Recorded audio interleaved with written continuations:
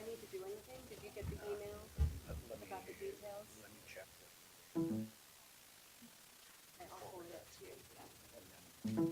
Check. Yeah.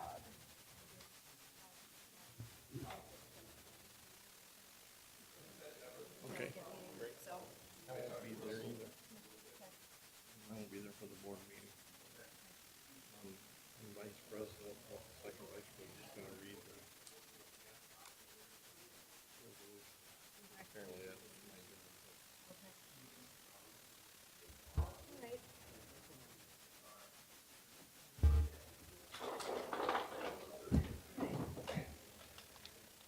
How's work going? It's actually slowed down some, so that's nice. I know. Travel, which is amazing, because this time of year I was in Montana, and then again, whatever, in December, so it's nice to not Where am I? have to kind of try to balance all of that, right, this year too. What? I didn't say anything. Are you guys getting up on here, is this your busy season? I hope. You do all right? In my season is always seemingly busy. Yeah. Because you're preparing for the year Yep. and then you're in And then the year happens, and then, I'm sorry. I planned on being there, you know, no decisions made there, both but I mean, I just, Sanford and Rivera lately. well, I was there. Thank you. I was ready. I had the, Head retrieval and it's That's the way I like it.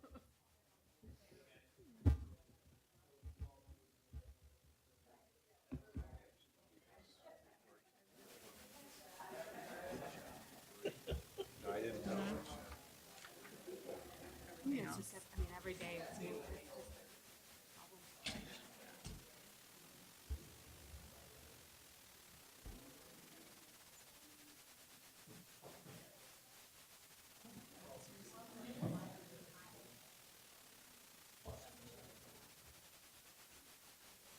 you're gonna be on your own over here.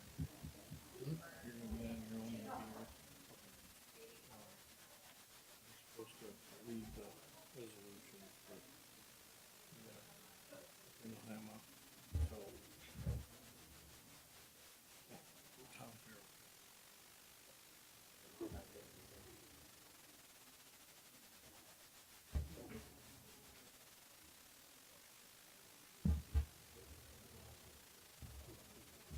the school fund. That's the only day you It's got. going well. That's supposed to be the goal. Conferences were good, so there's still that communication that I don't think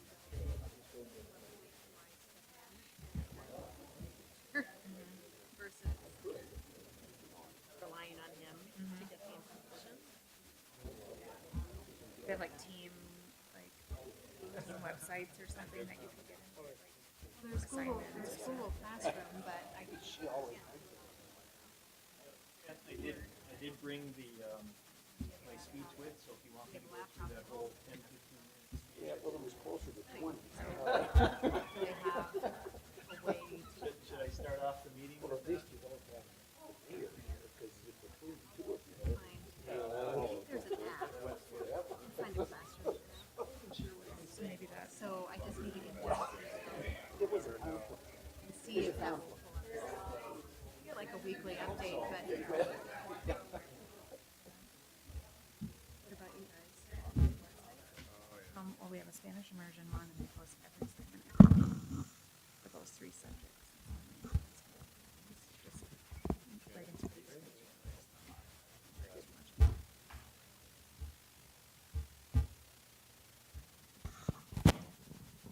Exactly. Call the meeting to order. Please rise and join us for the Pledge of Allegiance. I pledge allegiance to the flag of the United States of America and to the republic for which it stands, one nation, under God, indivisible, with liberty and justice for all.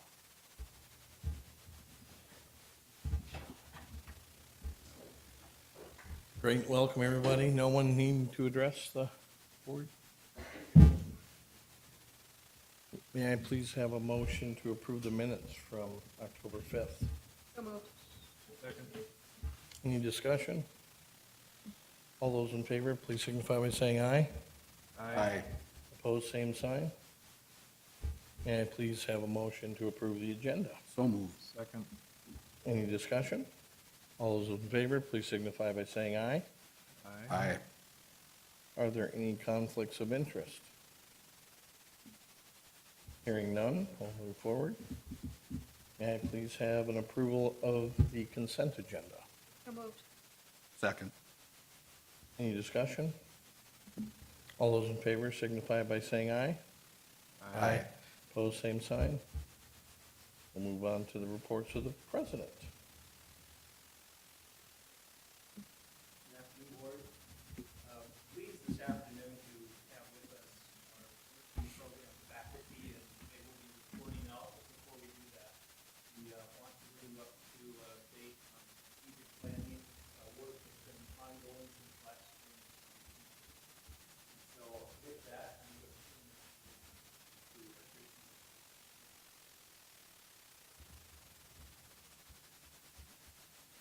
President Polkey, board members, I'm here to ask for your approval of the strategic plan and the changes in how we practice discussion in terms of our mission statement and vision statement. Over the past year, we've had a committee that's been made up of external stakeholders and internal stakeholders, faculty, staff, and administration. Going through and developing a strategic plan for the Institute for 2016 through 2021, and also a review of our mission and vision statement. One of the reasons I'm up here, I deal a lot with the Higher Learning Commission and our accreditation, and one of the things that accreditation will ask us is, have you reviewed your mission and vision? Is it a formal process? Does it include all of your stakeholders? And so part of the reason to bring this forward is just to make sure we have done those steps. It's something we should always do. We do look at the mission and vision every year, and if we were to see something that we think needs to be changed, we certainly would bring that forward. But we definitely need a process that we do on a formal basis. And so every time we do a strategic plan, we will formally go through our mission and vision to make sure it's still focused on what we want it to be focused on. So you will see some changes there in that executive summary in terms of our mission, some changes in the language. The new one would read, to educate individuals for dynamic and rewarding careers that promote lifetime success and meet the workforce needs of our region. You'll also see a new vision statement, educational excellence for tomorrow's workforce. And in your information, you will have received the strategic plan, basically has 4 different pillars that we'll be working on. I want to update you a little bit on that as well. One of the things we're doing as far as the implementation for that strategic plan is we are taking our current structure of committees and teams, which fits very well into what the strategic plan is doing. And we will assign different teams, different committees to work on different parts within each of those pillars. Then we'll be using our futures team, which is made up of faculty, staff, and administrators to oversee the process, to make sure that every group on every pillar is getting accomplished what we've set out to accomplish. So we will be meeting as a futures team. We will have certain people that are dedicated to particular pillars to make sure that those pillars are being accomplished, that goals are being set, targets are being set, and we're actually reaching those. And then we will continue to give reports on that both to the council and to the board to let you know where we're at with that process. The last thing we are doing is, this is a huge project. And when you're talking about a strategic plan and all the different parts that you're trying to do, tracking that, making sure that we're not missing something, does take something to help us with that. So we're looking at a particular software. It's called Strategic Planning Online. It actually is developed for use in higher ed. So there's different modules. One of the modules is about planning, and our goal would be to start with that one and use it for planning. But it has another one on accreditation, and we can do it even for our nursing accreditation, can put their information right in there and continue to have it available. It has another section on tracking all of your credentials of all of your faculty and staff, which is huge with the Higher Learning Commission. It has a budgeting module. Eventually, we'll look at all those modules. Western Dakota has been using this, and we didn't know they had it, but I had been looking for years to find something, and I liked this one. Talked with Western Dakota, they really like it. and they're getting a lot of help from the company. So our goal will be to use our current structure, change it a little bit. We'll bring that forward and let you know how that's going to be set up. And then looking at this, getting the software implemented as well, so then we can start tracking the information to be able to get better reports and make sure we're not missing something. So what I'm asking from you as a recommendation is for approval of the proposed mission, vision, and the 2016-2021 strategic plan. Any questions? No questions for Tracy? Hearing none, can I have a motion to approve the mission, vision, and the 2016 to 21 strategic plan? Second. Any further discussion? All those in favor? I'm just gonna say, I like your updates. I think it's more powerful. Yes. It's catchy. I mean, it's not catchy, or it's catchy but not cheesy. Like, it doesn't sound kind of flaky. I think it sounds really good, and it really does speak to what I feel like you guys have been trying to accomplish out there, but maybe haven't had that vision to say, this is it. So you finally put into words. And sometimes when you just change some words, Mm-hmm. that word dynamic, now we have to talk about what does that mean? Yeah. Rewarding, how do we prove that?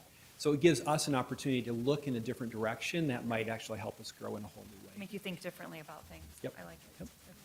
Yep. Any further discussion? We have a motion and a second. All those in favor signify by saying aye. Aye. Thank you. Opposed, same sign. Thanks, Tracy.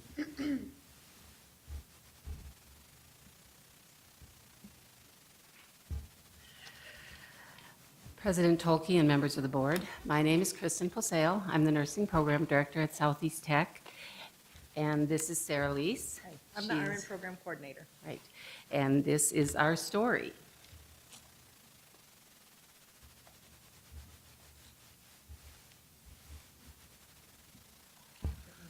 Yeah, yeah.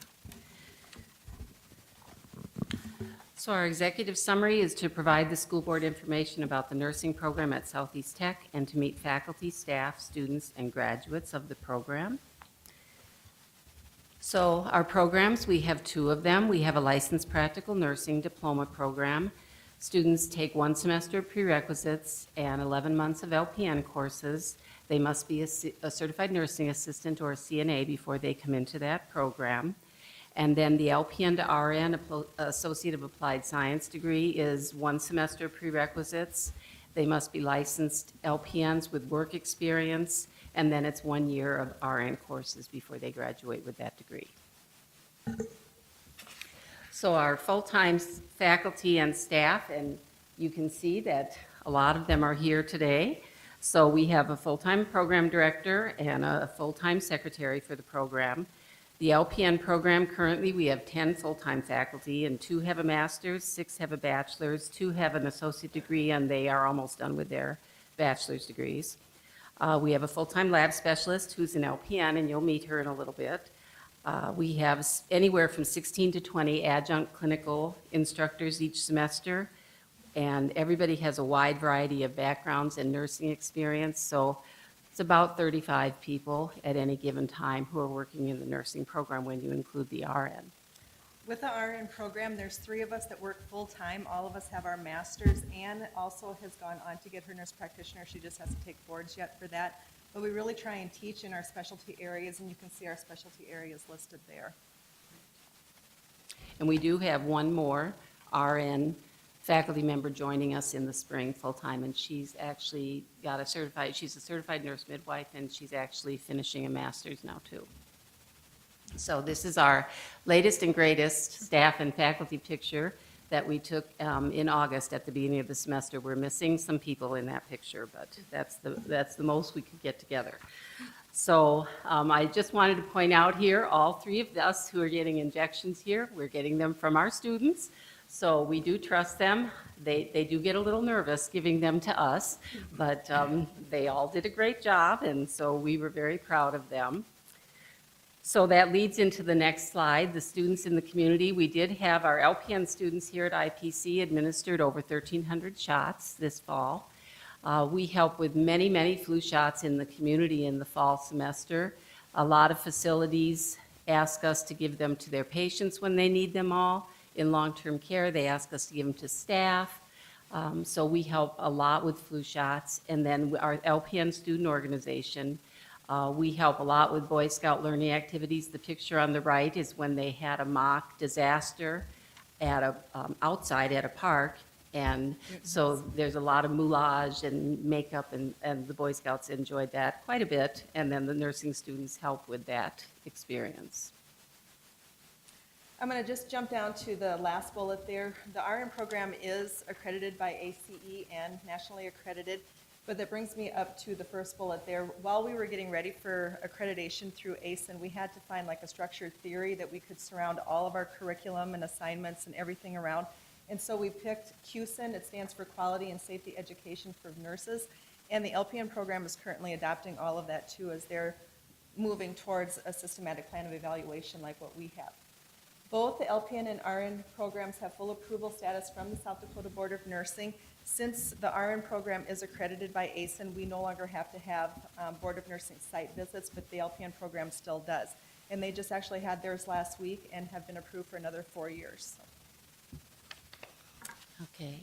So this picture shows a few things in our facilities. We have been extremely fortunate to have wonderful equipment. We have 12 simulators right now. We have three different simulator suites. We have 2 of the OB simulators that actually deliver a simulator baby, and that's what the student in the middle is holding, a simulator baby. And then we have the gentlemen on the right are called iStands, and so we have a number of those. And I was just in with the RN students today, and they had a simulation running with 3 different simulators going at the same time. So she had extra help, but it was very, very interesting to watch the students when they had more than one patient, and they knew that one of them was on hospice care, but the other one tanked and died unexpectedly, and they did not know that was going to happen. So it's a great way for us to teach them things without actually having, we don't try to kill patients when we're at clinical. Yes. So our LPN students, this is a picture of one of our graduates, and they can be a wide range of ages, I'd say 18 up to 50. They can be recent high school graduates. They can be somebody who's, displaced from their job, seeking another career. They might be trying college for the first time. They might have tried college and not liked it. So we have a number of different LPN groups. We have a full-time day program, and we start 54 in that every fall and every January. We have an evening program.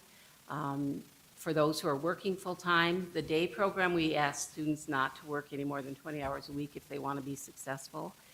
And so we have, last spring, total LPN and RN at any given time last spring, we had between 150 and 170 students in the nursing program. And we have an LPN student here. Keisha Barth is due to graduate in December, and she's actually came from her site where she's working with a licensed LPN or RN at her preceptor site, so she's going to talk a little bit. Hi, I'm really nervous.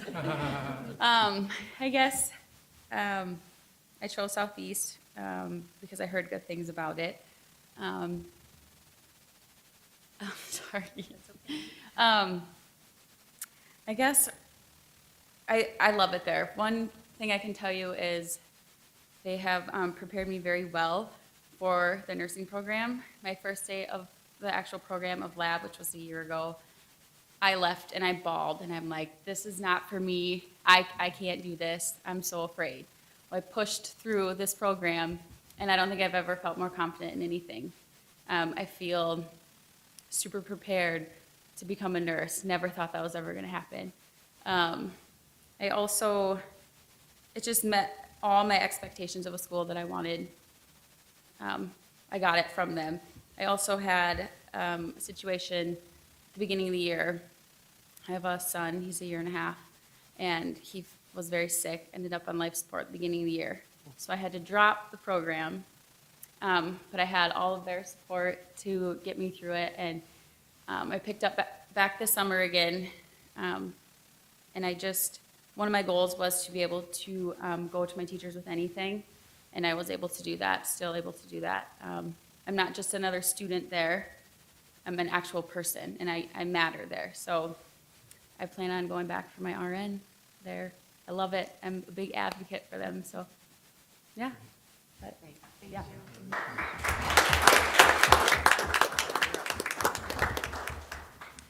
With the RN program, all of our students that come in have to have their LPN license, and we do require them to have a minimum of 750 work hours coming in. We want them to have some experience working as an LPN prior to our program. A lot of our students do continue to work full-time. We do encourage them to cut back to part-time, but it really matters on how organized they are from the very beginning of the program. The first semester seems to be the most challenging for them. I don't know if it's just getting back into the swing of things with school, but if we can get them organized from the start, they do seem to be more successful. Like I said, some of them continue to work full-time because they need the insurance and they have to pay bills, but some of them do cut back to part-time just to manage the load.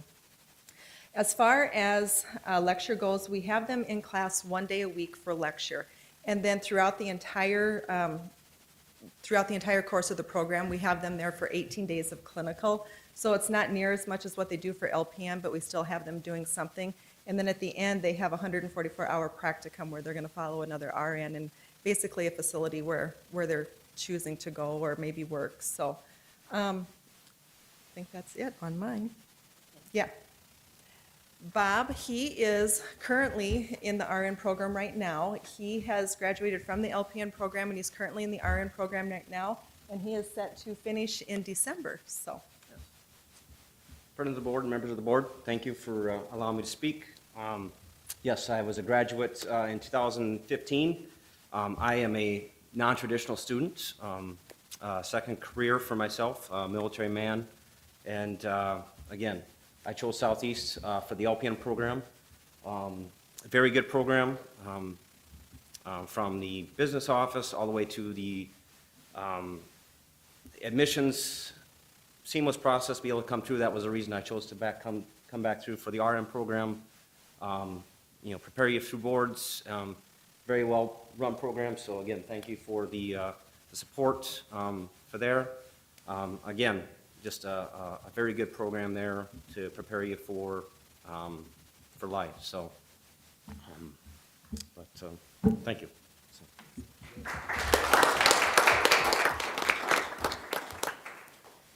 So we won't bore you with too much data, but we wanted to let you know the impact that the program has had.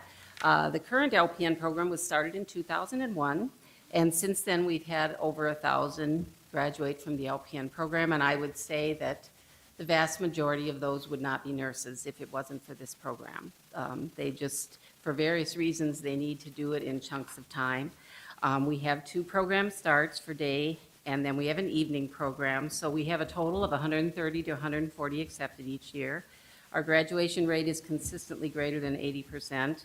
Our board pass rates over the past 3 years were 98.6% compared to the national average of 82.5. So we're very proud of our board results, but more importantly, we're very proud of our graduates and the quality nurses that they are when they come out of the program. And then I wanted to mention the TACT grant, which is ending at the end of March, but through the TACT grant for the LPN, the funds were used to build 2 simulation trailers. One is now being used for CNA, and one we're still using out in Pierre. So we did take the program to Chamberlain, put the courses online, and they're in person for lab and clinical. And all 7 who graduated in Chamberlain passed boards the first time they took them, so that was exciting. We have a class of 4 students in Pierre who will complete in March. And then along with that, we have started 1 cohort for Sanford. They asked us to start a group of Sanford that they are helping with either through Build Dakota scholarships or paying for those, and they commit to working for Sanford. So we're starting a 2nd cohort this January and a 3rd cohort in January of 18. So very busy with the TACT grant, and that has helped us get a lot of our simulations. So we've been very, very fortunate with that. With the RN program, we started our first class in January of 2012, and so we graduated them December of 2012. Since then, we've had 102 graduates from the start of the program, which is kind of amazing. We accept 24 students twice a year in January and in August. Our retention rates are consistently above 75%, and the reason we picked that number is we had to do so for our national accreditation, so we have a benchmark to aim at, and we're consistently above that. Our board pass rates, we do monitor the board pass rates, but also a 3-year mean, because we have to do so for accreditation, and we're consistently above the 3-year mean national, or the national average. And then also for the State Board of Nursing, we have to meet 75%, and we're consistently above that.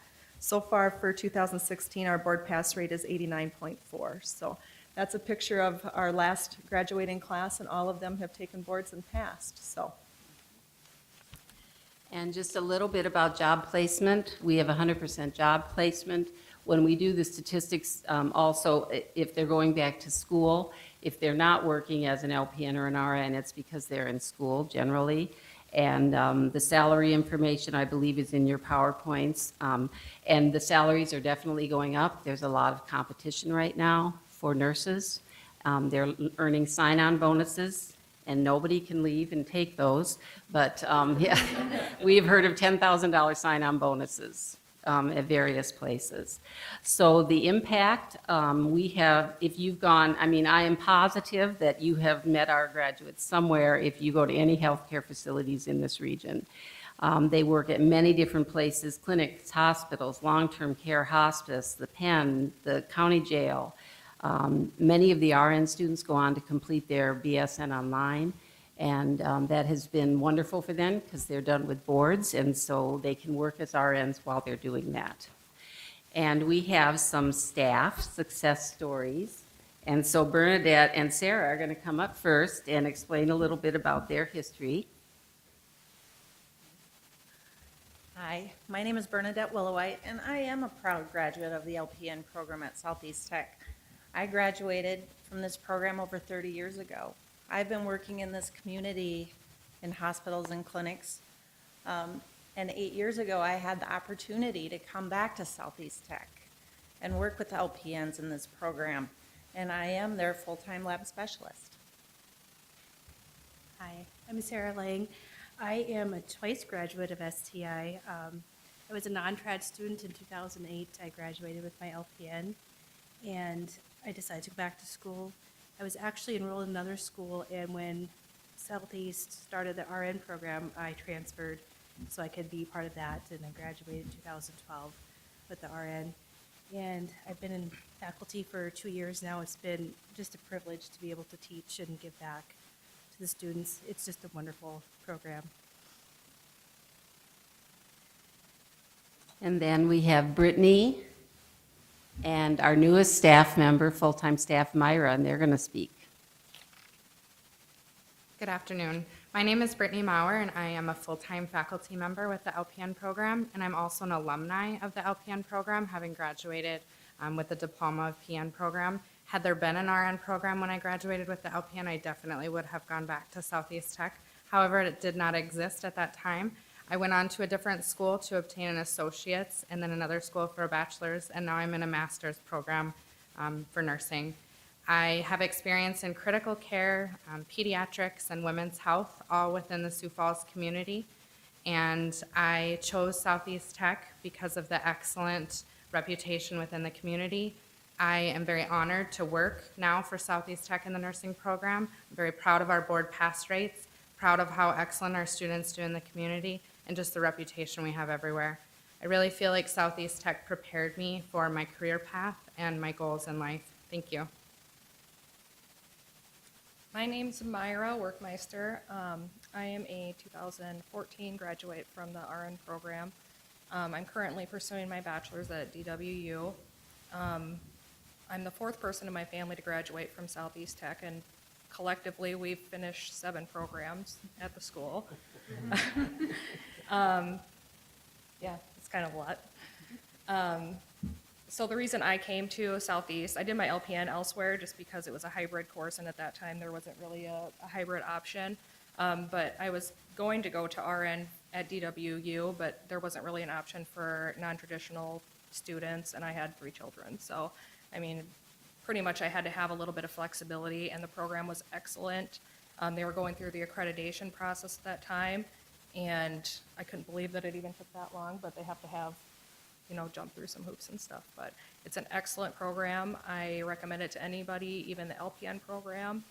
I will recommend anybody to go. I started teaching adjunct in February, just part-time helping out, long-term care facilities most of the time. And then I had an opportunity to come on full-time, so here I am.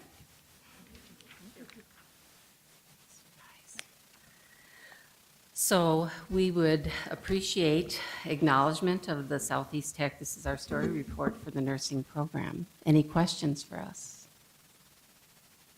What a great report. Thank you. Any questions?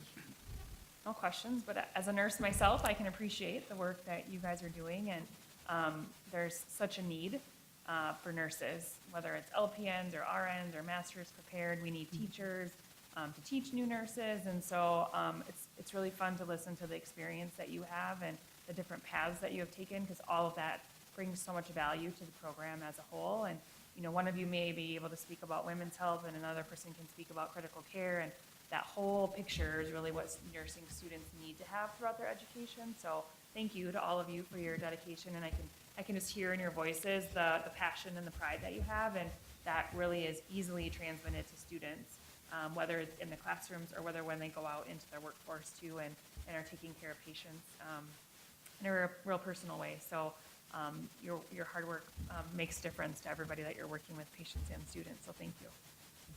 Thank you very much. And thank you for my flu shot. Hopefully it didn't hurt too much. It was great. That's good. Well, not great, but. Any further questions? Hearing none, may I have a motion to acknowledge the nursing program? Second. Any further discussion? All those in favor signify by saying aye. Aye. Opposed, same sign. Thank you.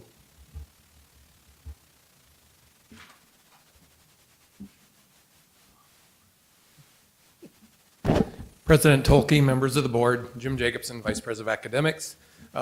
Wanted to start out by thanking the nursing team. I think, I'm not a baseball fan, but baseball fans had a big celebration last night, if you were a certain kind of fan. But I think they hit it out of the park. When we presented this concept to you a month ago, as you know, this is going to be the first of 14 or 15 reports to highlight our different program options on campus. And when academic services put a call out to who would be willing to go first, Kristen was in my office the next morning. And I have to tell you that when President Griggs and I reviewed the PowerPoint, I think that will serve as the template. So let's thank them again. I can tell you that working in the health building, I am a morning person. I go in very early, but I've never worked anywhere where students beat me to work. I can tell you that I see Bob multiple times a week in the halls in the office, so they're a hardworking group. So I'm here to spend a couple minutes talking about a project that we're undertaking on campus to talk about the potential for some certificate programs at Southeast.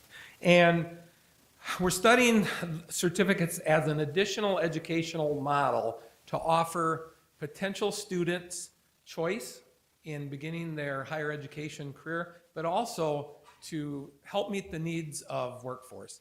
When Craig, Peters, Lon Hurd, myself, or President Griggs attend advisory committee meetings for different programs, we're hearing one common theme.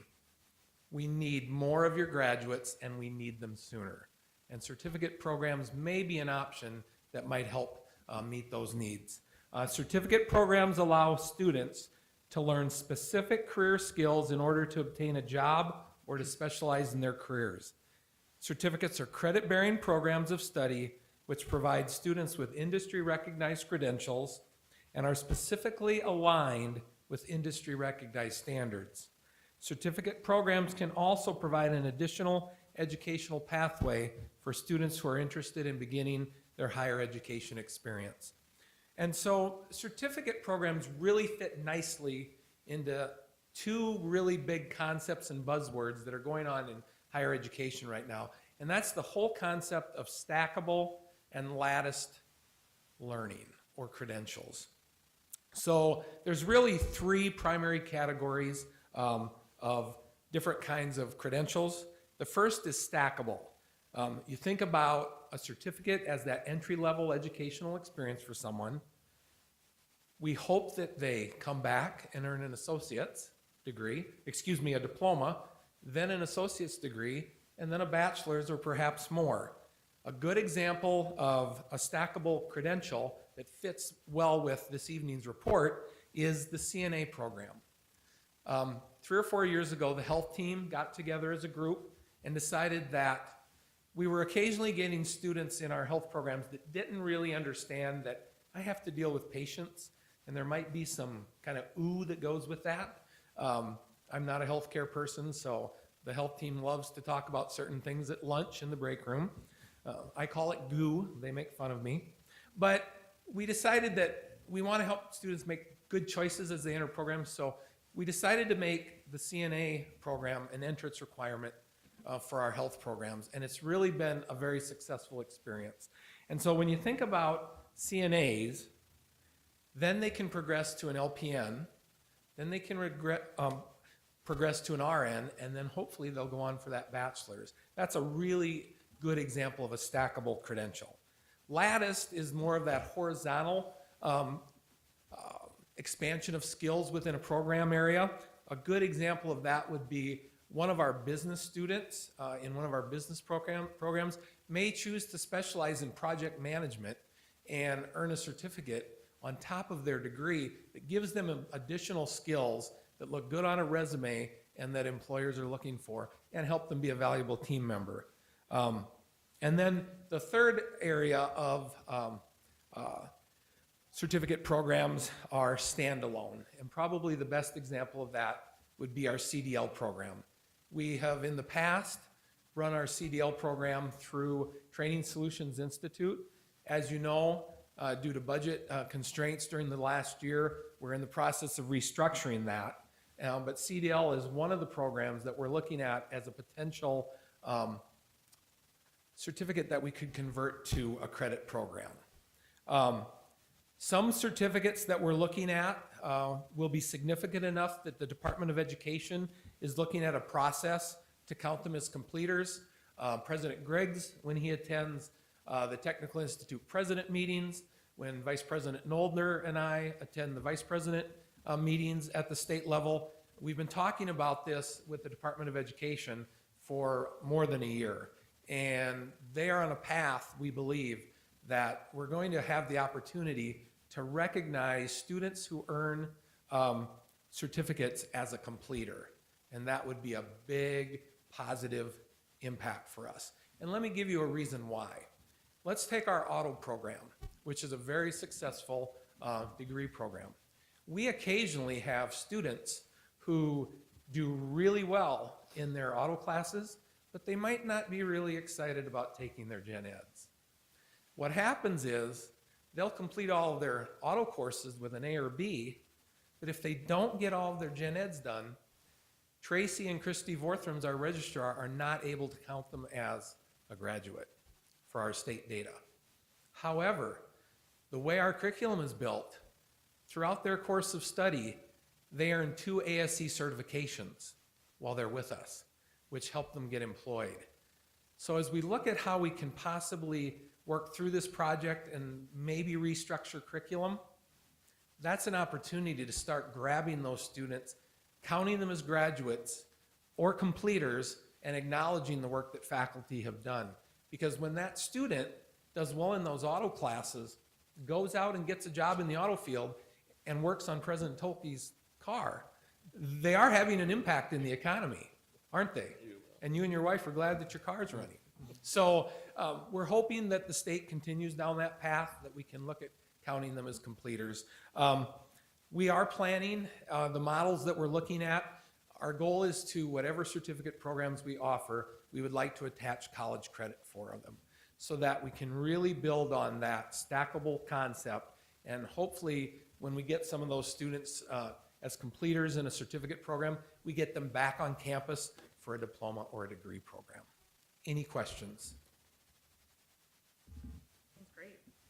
Thank you. And I would just ask that the board acknowledge our report. Thank you. Great, thanks. Any questions?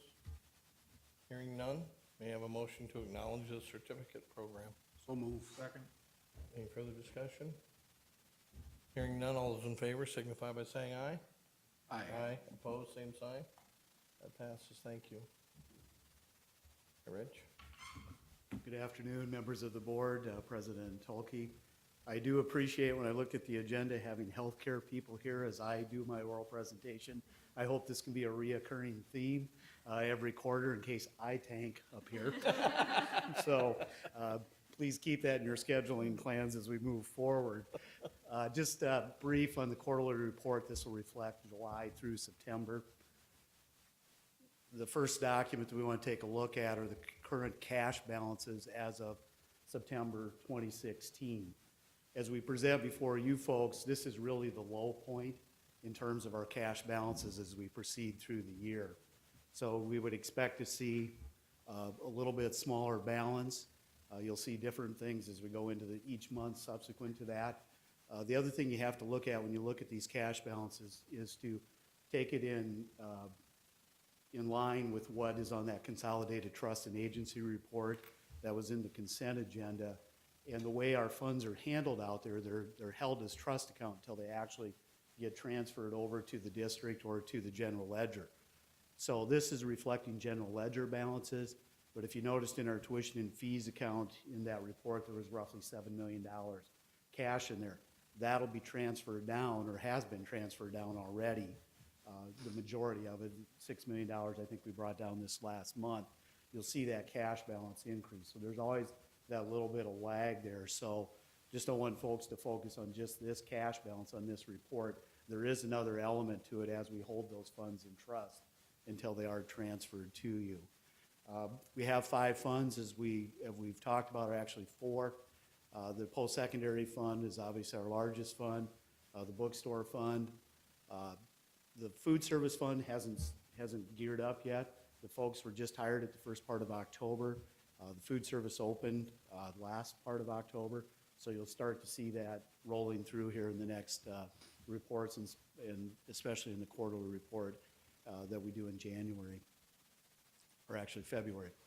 The post-secondary child care fund, and then the training solutions fund, and this is going to be part of an audit entry when we're done to close that fund out, and that cash will go against the post-secondary, that negative cash balance will go against the post-secondary fund.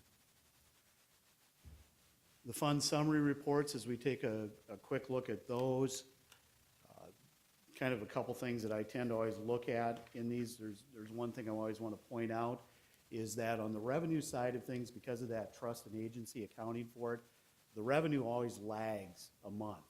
So when we talk about the first quarter report here being July, August, September, this is only reflecting activity July and August in our trust account. That September report, that September activity won't show up until the next month's report.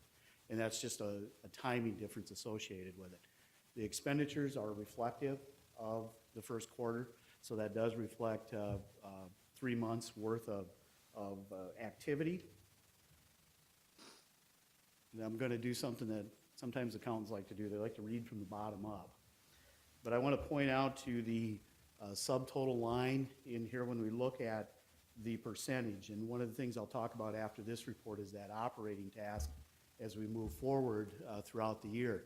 That task is really looking at identifiable things, things that we're aware of, things that we can measure, things that we know. There's a whole bunch of other things that are going on just on a day-to-day basis. This document gives you a little bit of a reflection of that. So when you look at that first quarter report and looking at those operating expenses, you see that we're at 20.92% of what our budget is. I think that's reflective of some of the efforts that are being made and the cost savings across campus and what we're trying to do. When you do that, we're not at 25% of it. And in our particular funding mechanism, the capital is what always throws that off. So isolated that in the bottom section of it. So as you look across this, from my perspective, I'm not seeing anything that jumps off the page as unusual or out of the ordinary. I'm looking at that percentage of expenditures through the first quarter of the year being less than 25% as a positive thing and a move in the right direction overall. Those savings won't be realized, we won't measure them, and we'll do that as part of our budget process. I always project out where I think we're gonna end in March when we start to do that, and that's when we'll get a real sense for where we're gonna wind up for the year.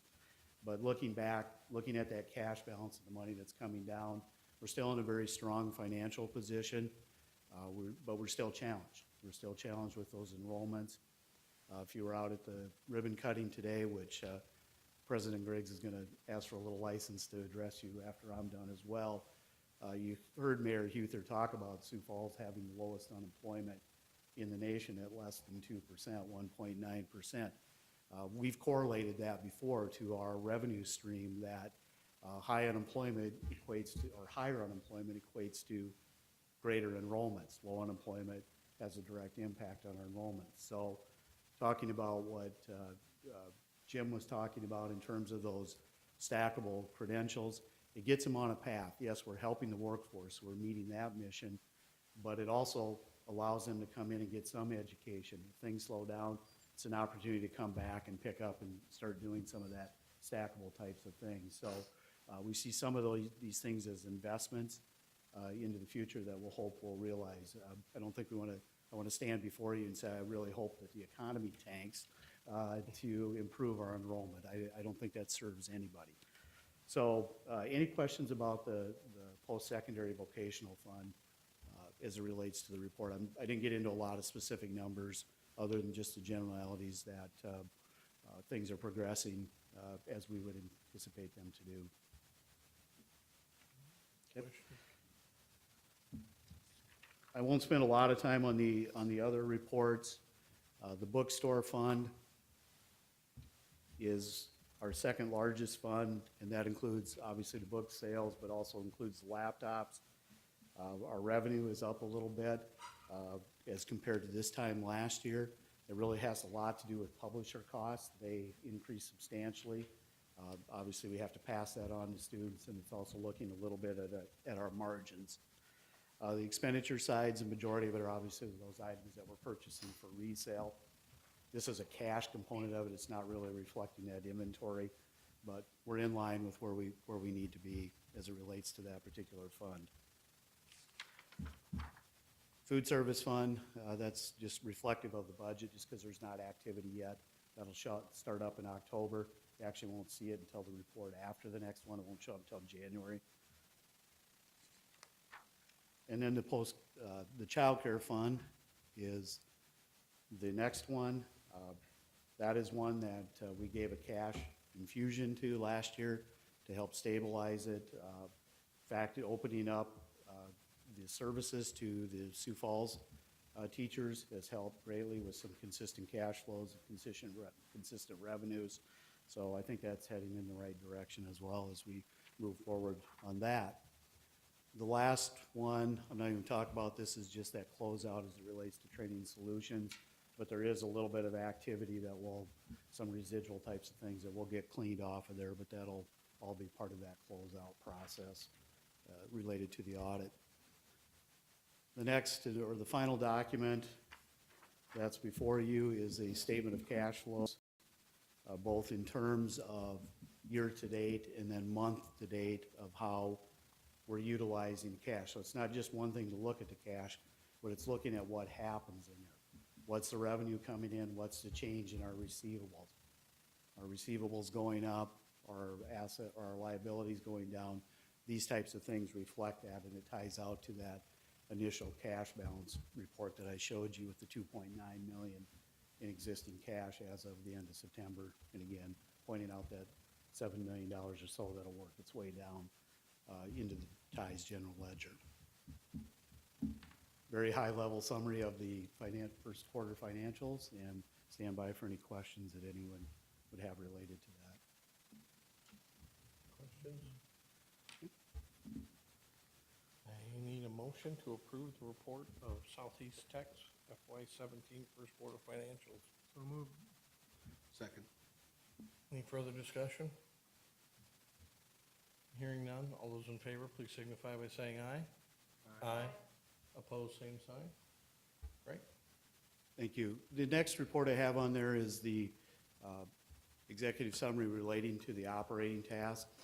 Going forward, we'll tie these reports into our quarterly report, so you won't have to hear from me every single month. We'll still prepare this at our level, and we'll continue to monitor and track these things, and then we'll report out orally each quarter. Some of the changes as we look, I just accumulated the July through September variance that we reported on last month, and then looked at some of these major things. As I told you last time, the tuition student fees, the tuition buy down, those are all credit related things. This is the one that's going to be dynamic, and we're going to see move throughout the year. And really what I'm doing is just comparing year to date from this year to date last year. Doesn't necessarily mean that that's what's going to happen, but we want to get that on the board. Could be next month it'll turn around. So there was a little bit of an increase in the decline in credits. As of the end of last month when I reported, it was about 3.2% down from the prior year. When I look at end of October, it's down 3.86%. These numbers reflect that increase in that percentage. And it's really just a timing difference of when students terminate or when things happen. That's what's happening now. That's what will happen in the next couple months as it relates to this report. So it could be in the next report, it could turn around and go the other way if the terminations are all incurred during this reporting time, and in the next reporting time, those terminations don't exist. It could actually move the other way. So the needle's going to move on this one quite a bit. We want to make sure we're transparent and are continually reporting that. Had a couple other positive things as it relates to variances on there. The state aid formula, we're picking up a little bit of that. There's an audit entry that was made, or that will be made, that's going to impact our state aid for FY17. That's based on some revenues that were reported in 16. There was an error in the deferred revenue calculation, and it has a downstream effect with the state aid funding. So we're going to pick up a little bit on that. Then we had a resignation in the student success area, and this is reflective of an estimate of what the salary and benefit savings will be. We're going to hold on that position for the balance of the fiscal year and look at our programming as we develop the FY18 budget. So that number is moving in the right direction in this particular month, picked up a little bit, and again, we'll continue to monitor this monthly, and I'll report out to you folks on a quarterly basis. So again, stand by for any questions related to this. Any questions? Hearing none, I need a motion to acknowledge the FY17 operating efficiency task update. Second. Any further discussion? Hearing none, all those in favor, please signify by saying aye. Aye. Opposed, same sign. Great. And as I stated, President Griggs asked for a little bit of license to address the board just briefly. Thanks, Rich. Just a couple of quick thank yous. First, thank you again to the nursing program, the faculty and the staff and the students that were here this afternoon. As Vice President Jacobson said, I think they've set the bar kind of high for the next group that comes in. So thank you for your good work. And it is just that. I think I'm glad you noted the pride, I think, that not only the faculty feel, but I think the students that are part of that program feel. This morning we had the dedication, the ribbon cutting for our newest building, the Hub building, the culmination of 15, 16 months of construction, but years of planning and lobbying and work. And I wanted to say a thank you to the admin team. Every one of those individuals over there was quite literally heavily involved in different aspects, as you can imagine, bringing on a building of that size. What I was really extremely proud of, as the president, I get to stand up front and receive the welcome and the congratulations from all these different individuals in the community. And it was extremely well attended. I think we had over, close to probably 250 to 300 individuals community members, legislators, a number of different representatives from advisory boards, and a lot of our students and faculty. And I think I was extremely proud there again of some comments that was made by one of the chamber ambassadors who was a graduate of Southeast Tech and spoke how that program changed his life and really opened doors for him, and now he's doing quite well and successful. But he gave a lot of that credit to the individuals, the faculty, the staff, and administrators at Southeast Tech. So they did a tremendous job, pulling this project together. And again, I wanted to just say thank you to all of them for their hard work, for the diesel and auto programs. Those faculty came in over the summer to make sure classes were ready to go. The building wasn't quite done, so they did a lot of nights and weekends that you don't hear about. But again, it was that pride, that desire to provide the best learning experience we can. So again, I had the opportunity to sit up front and receive all the congratulations and thank yous, and it's every one of these individuals that really should be congratulated and thanked. So I just wanted to do that. Thank you, guys. It's a wonderful facility, and I hope you do have the chance to come out, and I'm almost positive that Vice President Kloon will buy lunch. If he's able to do that. See you in the task edition. Anything else for the good of the cause? We have a motion to adjourn. So move. Adjourn.